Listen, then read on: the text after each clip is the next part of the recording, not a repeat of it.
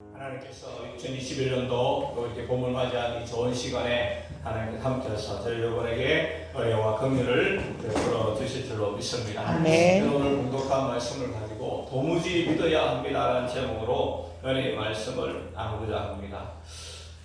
제가 개인적으로 소영이라는 가수를 잘 몰랐는데 노래는 너무 좋아합니다. 그런데 소영하고 관계된 일이 있었어요. 내가 먼저 이 소양에 대해서 이렇게 감정 내용이 있을까 싶어서 이렇게 인터넷 쳐보니까 이런 얘기가 있더라고요. 소양이가 제가 콘서트 때마다 먼저 하는 얘기가 있습니다. TV 보시는 분은 어쩔지 모르지만 저는 VCR을 보면서 민망했어요. 너무 예쁘게 포장해 주신 것 같았어요. 사실 저는 아무것도 아닙니다. 제 이름도 제 모습도 잊어버렸으면 좋겠어요. 제 안에 있는 예수 그리스도만 성령님만 기억하시고 그분을 위해 살아가셨으면 좋겠어요. 항상 공연 첫 번째부터 이렇게 시작하거든요. 저는 포스터의 리더 보컬이고요. 저의 가족이 7명이에요. 저희 시부모님께서까지 합해서 7명이랍니다. 제가 결혼했다는 것을 처음 말씀드립니다. 포스터는 5명으로 구성되어 있어요. 그룹 사운드가요. 자, 저의 시집 식구들이에요. 남편이 드럼을 치고 악기 파트들이 다 제 시누이들이에요. 하나님이 저에게 은혜 주셨는데 포스터가 생겨난 건 16년 정도 됐어요. 저희 시어머니께서 이영신 목사님께서 16년 전 대장암 말기로 사형 선고를 받으셨어요. 임종 준비를 위해 병원에서 나와 하나님께 드릴 게 뭐가 있을까 생각해 보니 딱 한 가지밖에 없더래요. 하나님께서 오로지 인간에게 원하는 것은 찬양이더래요. 어머님이 감대상을 치우고 하나님 앞에 생명을 걸고 찬양하고 천국 가겠다. 이제 죽어도 좋다는 마음으로 3시간가량 찬양을 드리셨어요. 그러던 중 이상 가운데 형광등빛이 점점 커지더니 성전을 채우고 왔다 갔다 하시더래요. 하나님이 내 찬양에 너무 기쁘셔서 어깨를 들썩이구나. 하나님은 빛이라 하시더니 하나님께서 그때 포스터에 대한 명령을 주시면서 너희 자녀에게 각종 악기를 가르치라. 너희 자녀를 통해 내가 세계 찬양 선교를 이루겠다 말씀하셔서 그때부터 자녀들에게 악기를 가르치기 시작한 거예요.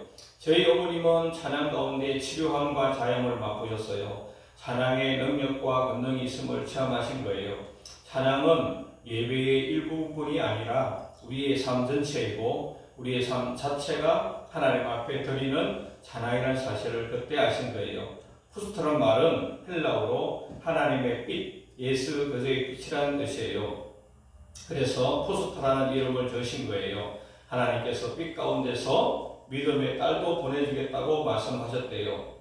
어머님은 우셨었대요. 당시 저희 남편이 고등학교 올라가는 시기니 얼마나 웃었겠어요.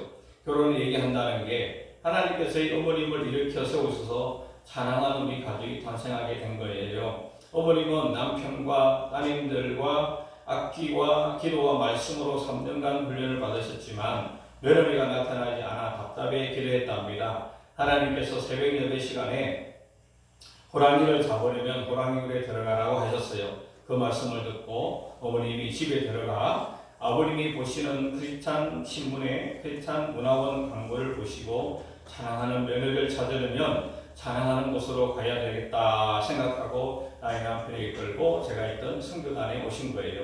그때는 서로 몰랐죠. 이후 선교단이 어머님의 교회로 가서 연습하게 됐어요. 저는 기도를 아주 큰 소리로 하거든요. 그때 제 입에서 5월달에 행하리라 웨딩마치, 내가 행하지 않으면 너에게 유익이 없으리라는 예언이 나온 거예요. 저희 어머님만 알아들었죠. 다들 3일 음식에 들어갔고 명확하게 보여줘서 제가 20살 5월에 결혼하게 된 거예요. 결혼 2개월 후 배가 아파 산부인과에 갔는데 제 자궁 안에 암이 있는 것을 발견했어요. 하나님께서 결혼을 명하지 않았다면 저는 살 수 없을 사람이었고 저에게 노래하는 능력을 주신 분도 하나님이십니다. 제가 왜 이렇게 서양 얘기를 하는지 여러분 이해하시는지 모르겠지만 제가 제주 순복음교회 있을 때 전도사였을 것 같아요. 정확하게 기억은 없지만 어느 날 철화를 하는데 어떤 여자분이 오셨어요. 그래서 철학의 참사에서 우리 제주 순복음교회 다니지 않는 분이었었습니다. 그래서 저 뒷좌석에 앉아서 이렇게 이제 제주 순복음교회에서 설교를 목사님 하시고 기도를 했습니다. 근데 이제 다 기도로 다 돌아가시는 거예요. 그런데 마지막 한 분이 안 돌아보고 계속 눈물로 기도하시더라고요. 표목사님께서 제가 이제 전도사라 김전도사가 저분이 돌아가실 때까지 여기서 이렇게 있으라고 그러더라고요. 그래서 이제 제가 또 그때는 추운 겨울이었는데 그분이 이제 돌아가실 때까지 제가 마지막에 문단속을 해야 되니까 그래도 뭐 교회 문은 닫지는 않지만 그래도 난로불도 꺼야 되고 전기불도 꺼야 되니까 제가 이제 이렇게 기도를 이렇게 했습니다. 그런데 뭐 1시가 돼도 안 가시고 2시가 돼도 안 가시고 계속 안 가시는 거예요. 그래서 제가 이 앞에 강대상 앞에서 무릎 꿇고 계속 기도를 했습니다. 근데 한참 기도하시다가 이제 가시려고 그러는 것 같더라고요. 그래도 난 그분이 저한테 그러시는 거예요. 제가 오늘 기도하다가 큰 은혜를 받고 응답을 받았는데 제가 굉장히 아끼는 이 목걸이를 이렇게 우리 표순호 목사님한테 줬으면 좋겠다 그러더라고요. 그래서 제가 알겠습니다 라고 이렇게 해서 그 다음날 표순호 목사님한테 그걸 전달했거든요. 그런데 그 밤에 오셨던 여자분이 바로 서양의 시어머니였어요.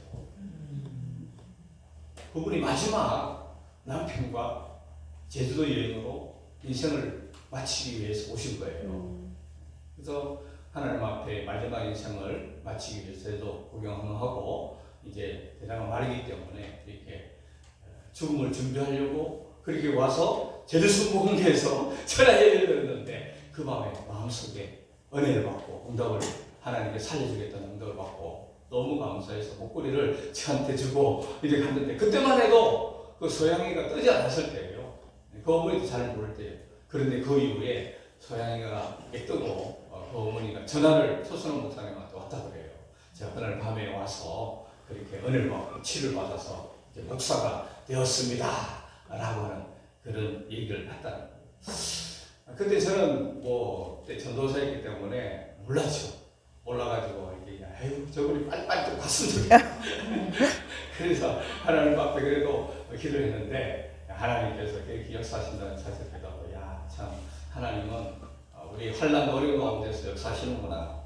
오늘 우리는 말씀을 통해서 우리를 고난 가운데 우리를 사랑하시는 예수 그리스도를 만나는 시간이 되어서 정말 하나님께서는 어떤 어려운 환경 가운데서도 역사하신다는 것을 믿음을 믿고 살아가시는 저 우리 모두가 되려 줄로 믿습니다. 아멘. 우리 46절에 예수께서 다시 갈릴리 가나에 이르시니 전에 물로 포도주를 만드신 곳이라 왕이 시내가 있어 그의 아들이 가버나움에서 병들었더니 우리 47절 같이 있습니다. 그가 예수께서 이리로부터 갈릴리로 오셨다는 것을 듣고 가서 청하게 내어서서 내 아들의 병을 고치사니 그가 거의 죽게 되었습니다.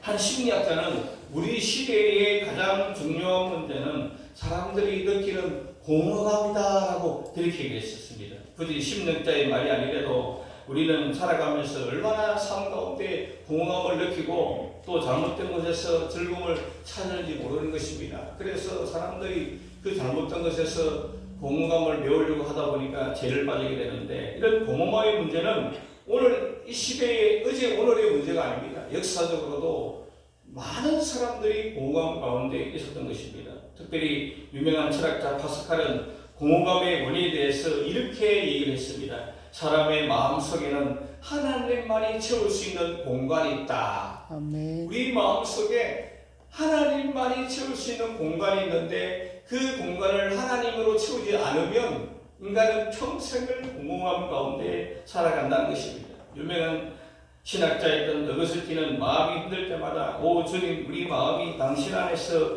시까지는 우리에겐 휴식이 없나이다 나를 받아주소서라고 그렇게 얘기했습니다.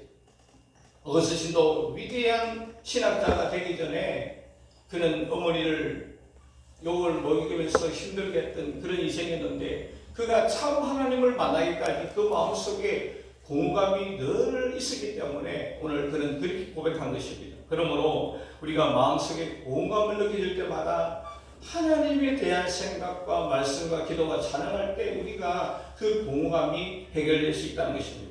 예수님께서 사마리아 지역에서 이틀 머무시다가 전에 포도 사건을 일으키신 가나 지역에 다시 가게 됐었습니다. 요한복음 2장에 보면 가나 지역에서 예수님께서 물로 포도주를 일으킨 놀라운 역사의 시간이 되게 됩니다. 그리고 이제 사마리아 땅을 지나서 이제 이틀이 지난 후에 다시 두 번째 이 가나 지역에 방문한 내용이 나옵니다. 그때 예수님께서 갈릴리에 오심을 듣고 가버나움이라는 곳에서 가나까지는 34km나 떨어져 있는 곳입니다. 그러므로 한 제주시까지, 여기 한림에서 제주시까지가 한 그 정도 되지 않을까요? 그보다 정확한 제가 거리를 모르겠는데 3km면 굉장히 먼 거리죠. 그러므로 이 가버나움에서 가나까지는 34km나 떨어진 그런 거리라고 합니다. 그곳에서 바로 왕의 신하되는 사람이 그의 아들의 죽음을 보아가면서 너무 안타까워서 소문에 갈릴리 가나 지역에 예수님께서 오셨다는 얘기를 듣고 줄다름쳐서 거기에 오게 된 것입니다. 오늘 그는 헤롯, 그 당시 갈릴리 지역은 오늘 이스라엘 지역은 세 지역으로 나눠졌었습니다. 유대 땅은 아켈로라는 분봉왕이, 그리고 이두메는 빌립이라는 왕이, 그리고 이 갈릴리는 바로 헤롯 안디바, 여기서는 헤롯으로 나오지만 헤롯 안디바라고 하는 왕이 분봉왕으로 헤롯 왕의 세 아들이 나눠서 그 지역 유대를 다스리고 있었습니다. 그런데 이 갈릴리 지역은 헤롯 안디바라는 왕이 다스리고 있습니다. 아마 추정하길 때 왕의 신하라고 한 것은 헤롯 안디바의 신하였을 것이라고 생각됩니다. 그런데 오늘 중요한 것은 이 왕의 신하는 오늘 그의 삶 가운데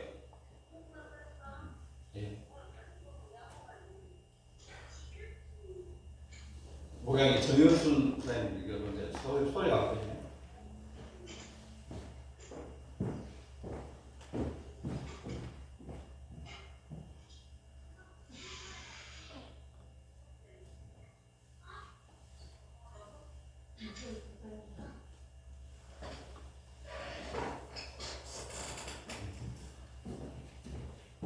그런 헤롯 안디바를 왕을 섬기는 신하였었습니다. 그러므로 굉장히 고관입니다.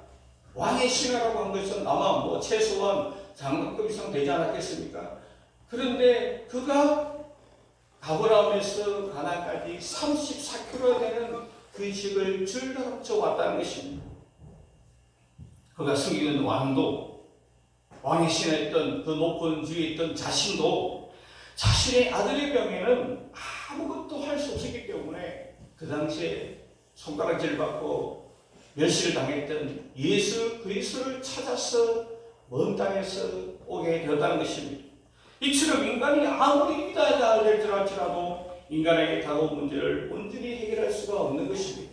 그는 왕의 신하였고 그가 섬기는 왕이었지만 자신의 아들의 문제는 어떻게 할 수가 없다는 것입니다. 얼마나 소중한 아들이기에 그 아들이 죽은 것을 보고 안타까워서 먼적을 주저앉아서 왕의 신하의 높은 자리에 앉으면서도 그가 그렇게 쫓아왔을까요?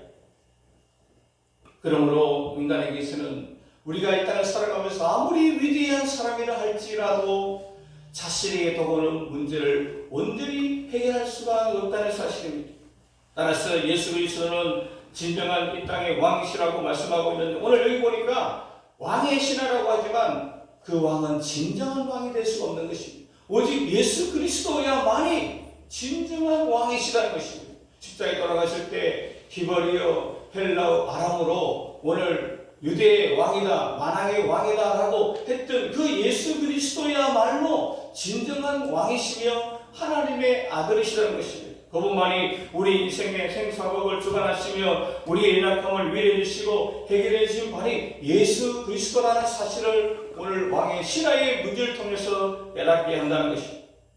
앤 랜더저라는 미국 사람들이 가장 싫어하는 카운슬러 중에 한 분인 여자분이 되셨습니다. 시카고 지역 신문인 신디게이트 피디를 비롯해 여러 유명 신문에 칼럼을 기고하는 그녀는 여러 가지 인생의 문제를 상담해주는 지혜롭고 따스한 존으로 유명한 여자분이었습니다.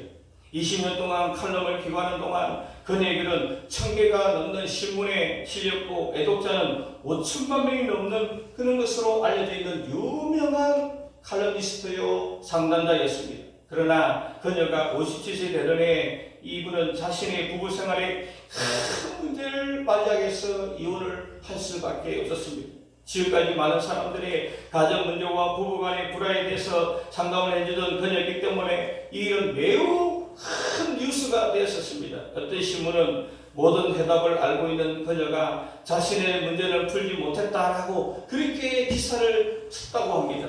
A는 자신의 이혼을 알리는 기자회견에서 이렇게 고백했습니다. 36년간의 결혼 생활을 정리하는 것은 참으로 힘들고 어려운 일이었습니다. 그러나 저 스스로에게 질문을 해봐도 답이 나오지 않는다는 사실이 더욱 견디기 힘들었습니다. 아무리 지혜롭고 아무리 훌륭하다 할지라도 인생에 있어서 남의 문제를 해결해 주지만 자신의 인생의 문제를 온전히 해결할 수 있는 인간은 아무도 없다는 사실입니다. 그래서 요한계시록 1장 8절에 주 하나님 이르시되 나는 알파와 오메가로 이제야 있고 전에도 있고 장척을 자요 전능한 자라. 예수 그리스도만이 전능한 하나님이시고 왕의 왕이시며 이 세상의 모든 문제를 해결해 줄 수 있는 분이신 것입니다. 그래서 예수님께서는 마태복음 11장 28절에 수고하고 문진 자들아 다 내게 와라. 내가 너희를 쉬게 하리라. 나는 마음이 온유하고 겸손하니 나의 멍에를 메고 내게 배우라.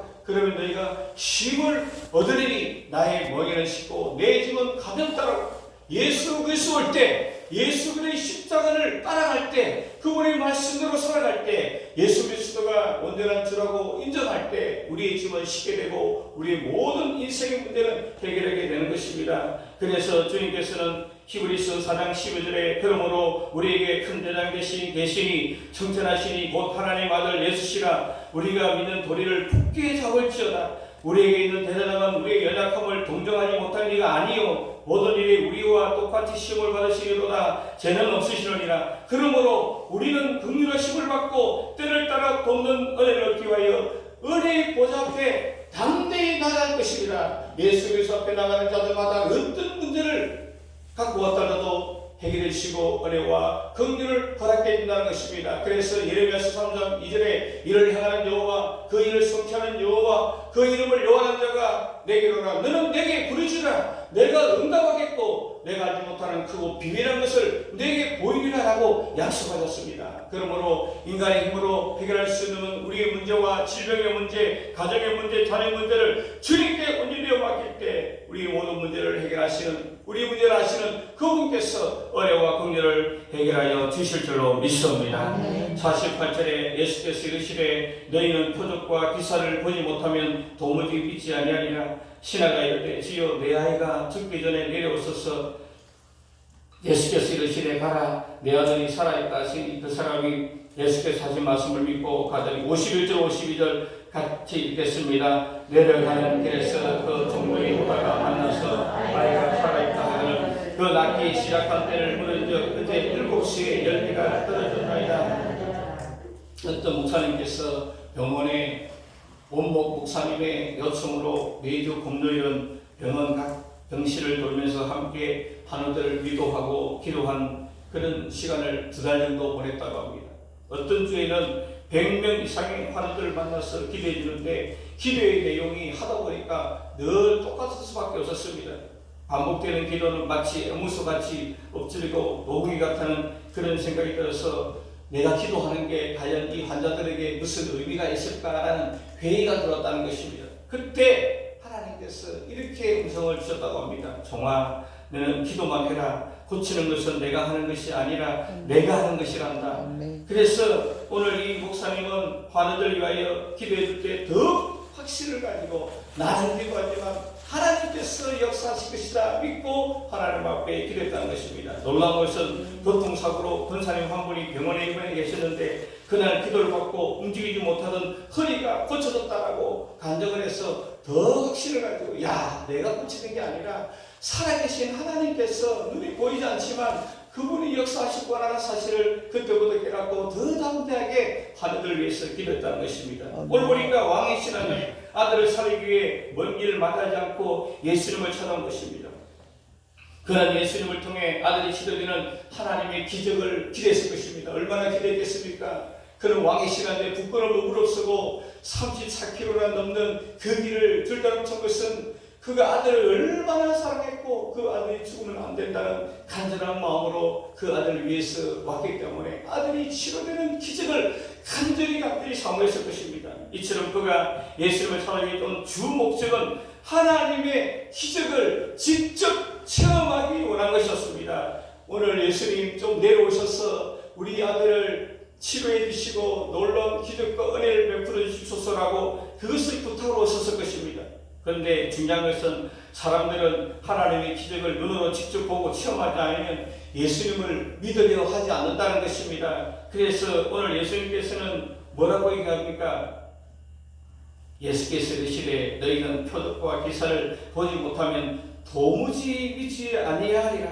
그래서 왕이 지나도 예수님이 직접 오셔서 자신의 아들을 치료해 주시기를 간절히 원한 것입니다. 34km나 뛰어와서 또 34km 가가지고 치료해 주기를 간절히 자기의 명예를 걸고 그렇게 얘기를 했을 것입니다. 여러분 오늘 여기 보니까 도무지라는 것, 도무지 믿지 아니하리라. 그런데 사실은 이것은 한국어 번역입니다. 헬라어 번역은 결코 뭐뭐하지 않는다라는 뜻입니다. 결코 뭐뭐하지 않는다.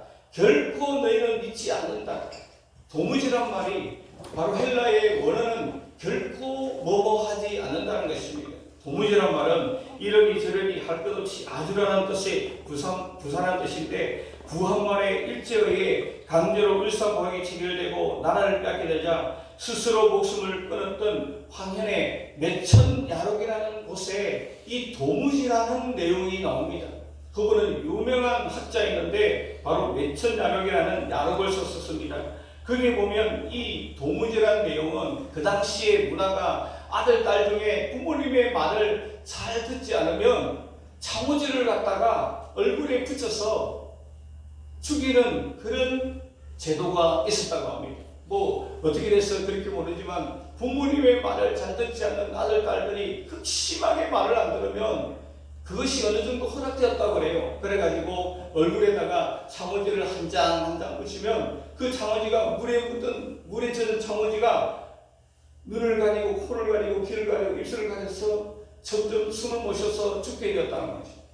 그런데 그 창호지를 붙이는 형벌이 그 당시에 흥승대원군 때에 병인 양녀가 병인 박해가 생겼는데 바로 그 당시에 천주교를 믿던 사람들이 나라를 어집기 위해서 흥승대원군이 세국정찰을 해서 그 나라를 어집는 사람들을 잡아들였는데 약 수만 명의 천주교인들이 잡혔다는 것입니다. 그래서 그 당시에 그 천주교를 서학이라고 했는데 이 서학을 믿지 않도록 고문을 하고 굉장히 괴롭히는데도 불구하고 이 천주교들은 결코 자기의 신앙을 갖다가 굽히지 않았다는 것입니다. 그래서 그들은 이 바로 도무지라고 하는 그 당시에 원래는 도모지입니다. 도는 덕불도자에 그리고 모는 얼굴 못자고 지자는 종이시자입니다. 그러므로 얼굴을 딛는 그 종이를 통해서 이 천주교인들을 학대하고 그리고 혹사해서 죽게 됐다는 것. 그럼에도 불구하고 오늘 이 천주교인들은 절대로 자신의 신앙을 굽히지 아니했다는 것입니다. 그래서 오늘 이 도무지는 도모지였는데 도무지로 바뀌어서 오늘 이런 끔찍한 형벌에서도 어떻게 해도 보리가 없는 의미로 도무지로 아무리 고문을 해도 아무리 박해를 해도 아무리 어려움을 당하게 하더라도 어떻게 해볼 수 없는 그런 사람을 도무지 어떻게 할 수 없는 사람. 그래서 요즘은 뭐라고 합니까? 야, 도무지 이해 안 된다. 도무지 어떻게 할 수 없다. 그렇게 하지 않습니까? 그러므로 예수님께서도 오늘 그 시대에 믿지 않는 자들, 눈으로 봐야 믿겠다라고 하는 그 사람을 갖다가 오늘 결코 뭐하지 않는다라고 했는데 한국어 번역으로 도무지 믿지 아니라라고 얘기했습니다. 그러므로 48절에 예수께서 이르시되 너희는 표적과 기사를 보지 못하면 도무지 믿지 아니하라. 심지어 보고도 믿지 못하는 사람이 너무나 많습니다. 믿다가도 금방 믿음을 잃어버린 사람이 얼마나 많습니까? 그래서 예수님은 하나님으로서 시공을 초월하신 분이라는 것을 저를 통해 깨닫기 위해서 내가 내려가지 않아도 오늘 얼마든지 너에게 복음을 전하고 무엇보다 치료의 역사를 일으킬 수 있다는 사실을 통해서 봐서 예수님이 하나님으로서 원하시기만 하면 어떤 능력도 행할 수 있다는 것입니다. 중요한 건 이제 예수를 믿는 자는 하나님이 우리와 함께한다는 그런 믿음을 갖고 하나님을 의지하면 어떤 놀라운 상황 가운데서도 기적을 일으켜주시다. 예수님을 하나님 믿는 자는 시공간을 초월하시는 하나님의 은혜를 체험하게 되는 것입니다. 여러분, 우리가 믿는 하나님은 시공간을 초월하는 하나님입니다. 그렇기 때문에 우리가 기도하는 것이죠. 그렇기 때문에 주의 이름으로 부르짖고 마귀를 대적하게 되는 것입니다. 그렇다면 어떻게 시공간을 초월하시는 예수를 믿을 수 있을까요? 우리 50절 한번 같이 했습니다. 시작. 예수께서 이르시되 가라, 내 아들이 살아있다 하시니 그 사람이 예수께서 하신 말씀을 믿고 받으리라. 예수님께서 산지사키로나 가지 않아도 기적을 일으킬 수 있는 방법 무엇입니까? 그 약속의 말씀을 믿고 가는 겁니다. 예수님께서 가라, 내 아들이 살아있다, 아직 안 죽었다, 그 말을 믿고 이 신하는 자기 아들이 살아서 믿고 내려갔다는 것입니다. 똑같은 비슷한 내용들이 마태복음 8장에 나와 있습니다.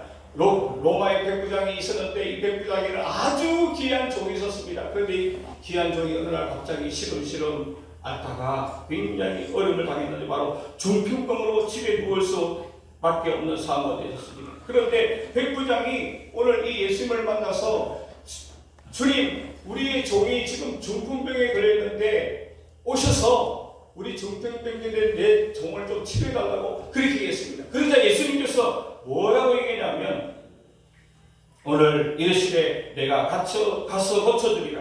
백부장이 대답하였는데 주여, 내 집에 들어오심을 나는 감당하지 못하겠사오니 다만 말씀으로 하옵소서. 그러면 내 하인이 낫겠습니다 라고 해요. 오늘 이 백부장은 자신의 종이 치료될 수 있는 것이 바로 말씀으로만 해도 얼마든지 치료될 수 있다는 사실을 얘기했습니다.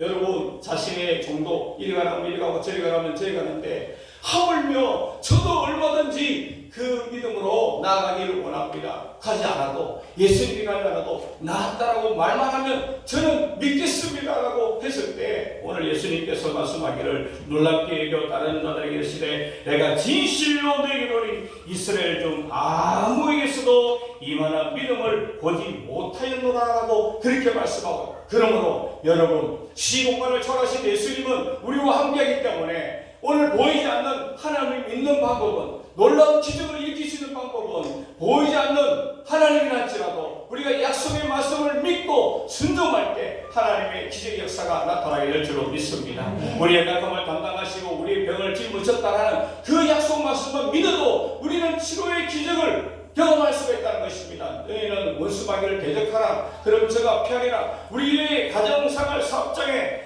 우리에게 어려움을 주는 마귀를 갖다가 대적하면 원수마귀는 떠나간다라고 약속했기 때문에 저와 여러분 믿음을만 가지고 선포하며 나아갈 때 하나님의 놀라운 성역사가 나타나게 될 줄로 믿습니다. 여러분, 테레트 이광기라는 분을 아시죠? 오늘 이광기라는 분은 오늘 나를 위한 하나님이라는 그런 삶으로 신앙 고백했는데 결국 어려움이 닥친 후 절벽 끝에서 처음으로 하나님을 만나게 되었다는 것입니다. 잘 자라던 아들이, 그 석규라는 아들이 감기인 줄 알고 응급실에 갔다가 그대로 그냥 세상을 떠나버리고 만 것입니다. 감기인 줄 알고 잘 자란 아이가 갑자기 아프다 보니까 응급실에 갔는데 그냥 죽어버리고 있었습니다. 장례식장에서 다들 석규는 천국에 갔다라고 했는데 사람들이 하나님을 아버지라고 부르면서 아내가 부르는 아버지는 정말로 보이지 않는데 모든 사람들이 아버지가 분명히 그를 사랑하여 천국 데려갔다라고 얘기하자 자기 자신은 한 번도 하나님을 아버지라고 부른 적이 없는데 오늘 많은 사람들이 아버지라고 부르니까 너무나 안타까워.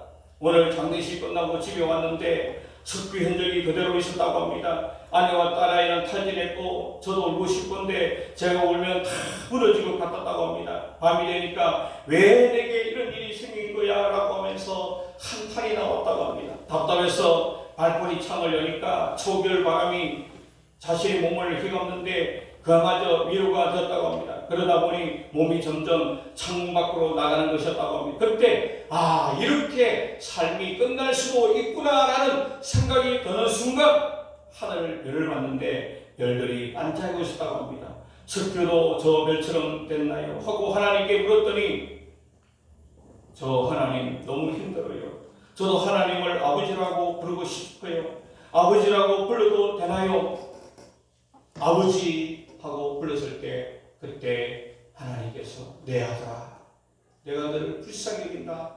그때 그는 그 아들의 고난을 통해서 죽음을 통해서 그가 알고 있던 문자로만 알고 있던 바로 하나님 아버지가 살아계시고 그 고난 가운데서도 자기 자신을 위로하시는 하나님을 만났다는 것입니다. 그러므로 오늘 주님께서 말씀합니다. 시편 139편에 여호와께서 주께서 나를 살펴보셨으므로 나를 아시나이다.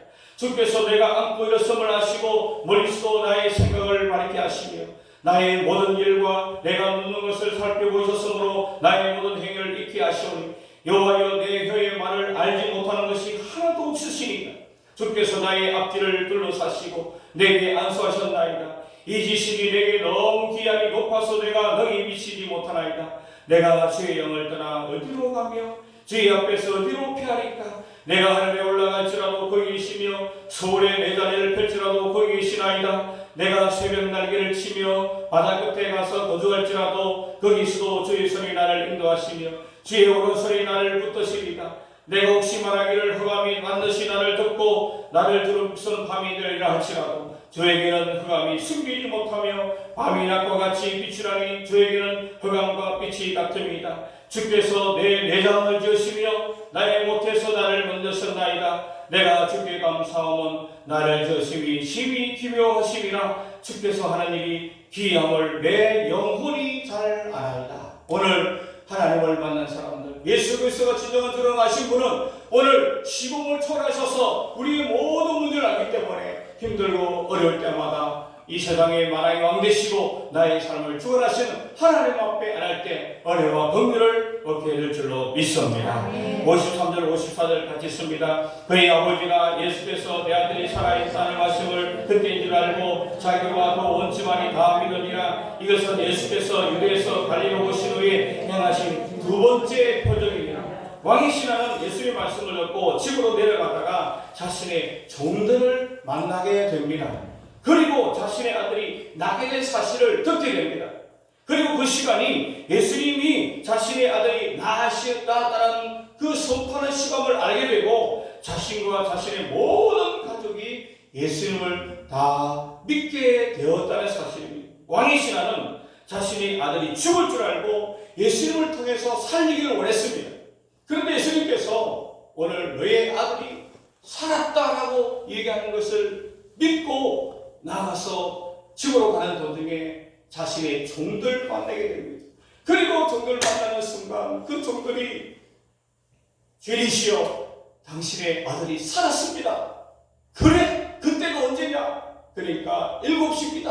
라고 했을 때 바로 그때가 예수님께서 너희 아들이 살았다 죽지 않았다라고 하는 그 시간이라는 사실을 깨닫고 오늘 그는 온전한 믿음을 갖게 됐다는 것입니다. 예수님께서는 바로 자신의 아들뿐만 아니라 진정한 생명의 구원자라는 사실을 깨닫게 되었다는 것입니다. 예수님에 대한 믿음을 통해 자신의 아들이 치유를 받게 되고 예수님이 생명의 그리심을 깨닫고 예수님을 구주로 믿음으로 말미암아 영원한 구원도 받게 되었다는 사실입니다. 예수님은 단지 기적을 일으키는 뿐만 아니라 죽은 자도 살리는 오늘 생명을 살리는 분이요 나의 영혼도 살리는 진정한 구원자라는 사실을 깨닫게 되어서 자신뿐만 아니라 자신의 가족과 그리고 자신의 모든 종들도 다 예수를 믿게 되었다는 것입니다. 사도행전 9장 41절에 베드로가 손을 내밀어 성도들과 과부를 불러들여 그가 살한 것을 보니 온 역과 사람들이 알고 많은 사람이 주를 믿더라.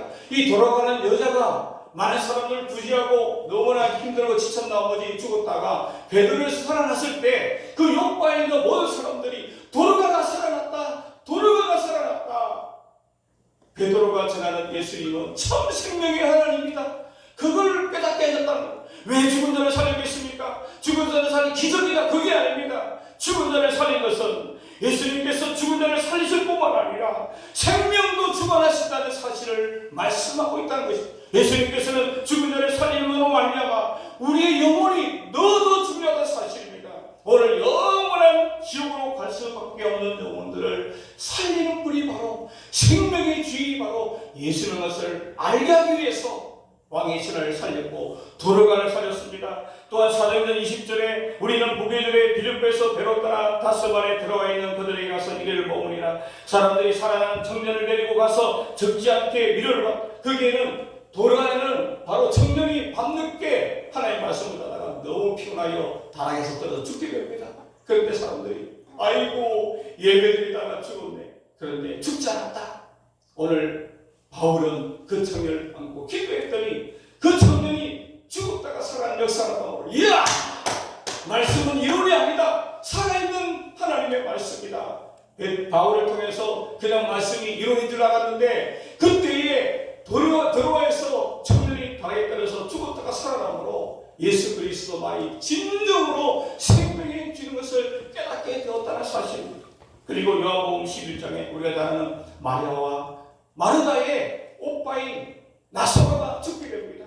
오늘 그들은 예수님께서 나흘이나 지나서 때 주님께서 여기 계셨다면 우리 오라버니가 죽지 않았겠나이다. 그 예수님께서 뭐라고 얘기합니까? 내 오라비가 다시 살아납니다. 마르다가 이르되 마지막 날 부활 때는 다시 살아날 줄 내가 아나이까. 예수께서 나는 부활이요 생명이 나를 믿는 자는 죽어도 살겠고 무릇 살아서 나를 믿는 자는 영원히 죽지 아니하니 이것을 내가 믿는다. 좀 말이 되진 않은 것 같지만 바로 이겁니다. 죽은 오빠를 살림으로 말미암아 죽은 것을 살린 것에 끝나지 아니하고 너희 영혼이 영원한 지옥의 멸망에 떨어지지 않고 나를 믿으면 부활하여 영생을 얻을 수 있다라고. 그러므로 영생은 우리에게 너무 중요합니다. 우리 인간은 한 번 죽는 것은 저만이지요. 죽어서는 심판을 받게 됩니다. 누가 죽지 않은 사람이 있겠습니까? 여러분, 죽었다 살아난 게 그게 기적이, 그게 더 중요한 게 아닙니다. 그것보다 더 중요한 것은 우리가 매일매일 죽음의 두려움에서 매일매일 우리는 죽을 수밖에 없다는 그 두려움에서 진정으로 벗어날 수 있는 것은 생명의 주인이 예수님의 사실을 예수님께서는 말씀하고 싶다는 사실. 그러면 예수님 원하신 것은 우리의 연약한 문제와 고통을 통해 우리 자신의 삶이 완전히 변화되어 우리의 영혼이 하나님을 바라보기를 원하시는 줄로 믿습니다. 우리는 누구나 죽을 수밖에 없는 존재이고 심판주 하나님 앞에 서게 되는 존재인데 예수를 통해서 하나님의 자녀가 되고 그분을 믿음으로 우리 삶 가운데 진정한 평안을 누릴 뿐만 아니라 무엇보다 그분이 우리를 위해 해주신 희생으로 영원한 생명을 얻게 되는 줄로 믿습니다. 따라서 예수를 믿으면 우리의 죄가 용서받고 진정한 평화와 기쁨을 누리고 영원한 생명을 얻을 수 있다라고 말씀합니다. 로마서 6장 1절에 그러나 이제는 너희가 죄로부터 해방되고 하나님께 종이 되어 거룩함에 이르는 열매를 맺었으니 그 마지막은 영생이라. 죄의 삭선 사망이요 하나님의 은사는 그리스도 예수 우리 주 안에 있는 영생이라 라고 말씀하고 있다는 것입니다. 영국에서 어려서부터 성공과도를 다니는 한 변호사가 있었습니다. 많던 재판마다 성승장을 하던 그런 런던에서 일어난 중요한 사건을 변호하게 되었습니다. 온 국민의 일목이 쏠린 재판이기 때문에 몇 날 며칠 밤을 새가며 재판을 준비했습니다. 그러나 과도한 긴장감 피로 때문에 정작 재판을 하던 도중에 기절을 하고 말았습니다. 이 사건으로 그는 쌓았던 명성을 모두 잃어버렸고 두려움 때문에 다시는 법정에 설 수가 없었습니다. 정신분열에 공황장애까지 생겨서 집에서 그야말로 폐인처럼 지나게 되었습니다. 화려했던 과거를 생각하니 지금의 모습을 견딜 수가 없었고 수차례 자살도 시도하게 되었습니다. 그러던 어느 날 어떤 사람이 전한 복음을 통해서 예수를 믿게 되었고 희망을 품게 되었습니다. 하지만 다시 예전의 모습으로 돌아가기까지는 10년이라는 긴 세월이 지났습니다. 그런 예수님을 믿고도 다시 불안했고 괴로워했고 때때로 자살을 시도했습니다. 그럼에도 불구하고 예수님은 그 영혼을 절대로 포기하지 않았습니다. 그는 다시 작가로 새로운 인생을 하게 되었습니다. 그리고 그런 가사를 짓게 되었는데 그 인생에 새로운 예수를 믿게 되었고, 그리고 더 나아가서 새로운 인생을 살게 됨으로 말미암아 그는 하나님 앞에 감사함으로 하나님 앞에 가사를 지어서 찬송가를 만들게 된 것입니다. 바로 찬송가 258장입니다. 소감을 얻은 백성은 영생을 얻겠네. 샘솟 뜻하는 비권세 한없이 있도다. 한없이 있도다. 한없이 있도다. 샘솟 뜻하는 비권세 한없이 있도다. 이 위에 천국 올라가 더 좋은 노래로 날고서 밤새 은혜를 널 찬송하겠네. 널 찬송하겠네. 널 찬송하겠네. 날고서 밤새 은혜를 널 찬송하겠네. 사랑하는 여러분, 오늘 이 땅을 살아가면서 놀라운 기적도 경험합니다. 그러나 가장 큰 기적은 우리가 하나님의 자녀가 되었고 영원한 생명을 얻을 수 있다는 것입니다. 인간에게 다 죽음이 다가옵니다. 여러분, 인간에게는 해결할 수 없는 문제들이 있습니다. 그 문제의 근원은 예수 그리스도가 해결할 수 있고, 그리고 죽음의 문제, 인간 해결할 수 없는 문제도 예수 그리스도만 해결할 수 있어요. 무엇보다도 참 생명을 주신 분은 예수님입니다. 우리 땅을 살아가면서 많은 사람들이 먹고 마시고 이런 모든 삶 가운데서 빠져서 하나님을 인정하지 못하고 그리고 반당한 삶을 삽니다. 그러나 생명을 잃어버렸다면 그것은 안타까운 일입니다. 오늘 왕이신 하나님은 자신의 아들의 고난을 통해서, 고통과 질병을 통해서 바로 구주인 예수를 만나게 되고 하나님의 자녀가 되고 진정한 생명의 주인 되시는 예수님을 믿게 되었다는 이 사실입니다. 그러므로 저와 여러분, 이 예수님에 대해서 감사합니다. 우리 주변에 아직도 예수 그리스도를 알지 못하는 자들에게 나의 삶과 나의 신앙을 통해서 하나님의 기적을 보여주고, 무엇보다도 참 생명의 근원이 예수라는 것을 전해줌으로 말미암아 하나님 앞에 영광 돌리시는 저와 우리 모두가 되어질 줄로 믿습니다. 요한계시록 21장 또 내게 말씀하시되 이렇도다. 나는 알파와 오메가요 처음과 마지막이라. 내가 생명수 생물을 목마른 자에게 값을 주리니 이기는 자는 이것들을 상속으로 받으리라. 나는 그의 하나님이 되고 그는 내 아들이 되리라. 오늘 말씀 마치겠습니다. 우리는 왜 예수를 믿어야 합니까? 그것은 예수님이야말로 우리 생사복의 문제를 해결하시는 진정한 왕이시며 하나님이시기 때문입니다. 그분의 능력은 한계가 없으시므로 시 공간을 초월하는 분입니다. 그렇기 때문에 우리의 문제를 주님께 매우 맡기시는 저와 우리 모두가 될 줄로 믿습니다. 무엇보다도 가장 중요한 것은 그분을 통해 우리의 죄가 용서받고 하나님 주시는 진정한 평안을 누리고 하나님의 자녀가 되므로 저 영원한 천국에서 하나님 앞에 찬양 드리시는 저 우리 모두가 되는 줄로 믿습니다. 세상 사람들은 도무지 믿지 않지만 우리는 예수 그리스도가 도무지 하나님의 아들이라는 것을 믿고 이 땅에서 하나님의 기적을 체험하고 영원한 천국에서 주님을 찬양할 수 있는 믿음의 백성들 되어야 될 줄로 믿습니다. 하나님 앞에 찬양하고 하나님 앞에 기도하겠습니다. 다시 한 번 더 우리 찬송가 258장 찬양하고